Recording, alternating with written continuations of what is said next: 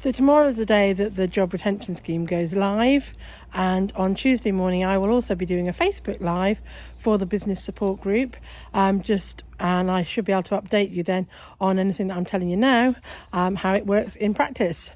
But just to let people know that 8 o'clock tomorrow morning, the job retention scheme will go live on HMRC. It can only cope with 450,000 applications per hour, which when they're considering they're expecting about 9 million, will not be a lot. So if you really have to do it tomorrow, give it a go, but make sure you are prepared. So what I've done is I've done a little bit of a checklist first of the things that I think people should be preparing. So firstly, when it goes live, there will be a calculation check. So please make sure before you do anything that you have checked your calculations against the HMRC ones, because if you get this wrong, you ain't going to get second chances. Everything has to be done online. HMRC are really specific about that. They really don't want people clogging up the phone lines.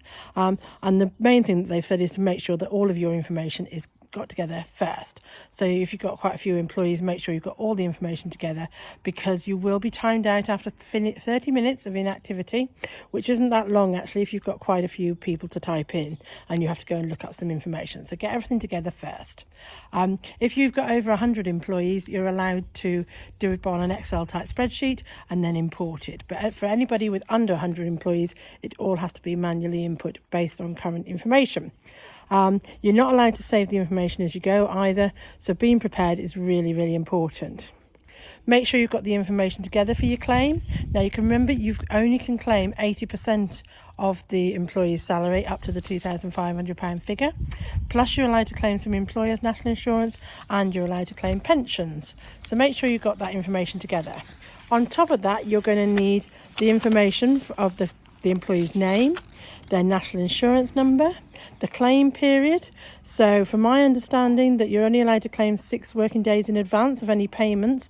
If that is the case, then that means you can't claim tomorrow if you want to claim all the way up to the end of April. So just watch out for that and make sure that when it goes live tomorrow, we can check that out as well. So the claim period and the claim amount for each employee. As I mentioned, under 100 you have to enter manually. You'll also need your own company information, so that information might be your corporation tax reference or your self-assessment tax reference.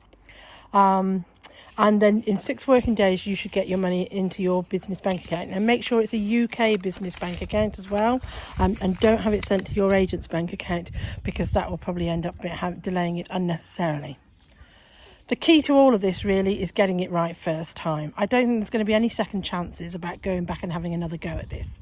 So if you want to do a claim maybe for the first 3 weeks, see how that goes, then please do that. But I'm not sure how it's going to work, how often we're going to be able to go into this claim and do another claim. So just make sure you follow all the instructions. There's a step-by-step guide that HMRC have issued, and it's very good a guide. It's a good starting point, but I don't think it has all the answers in yet.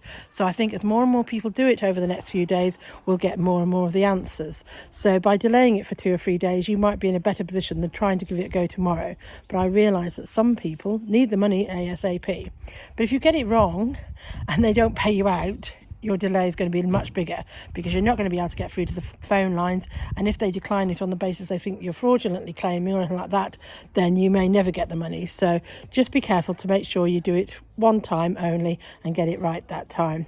So like I say, hopefully I'm doing a bit more of an update on Tuesday morning at 12 o'clock on the support group on a Facebook Live, because by then I'm going to do a little test with one of mine tomorrow morning or tomorrow afternoon maybe, just to see how it goes, so I can help other people a bit more as well.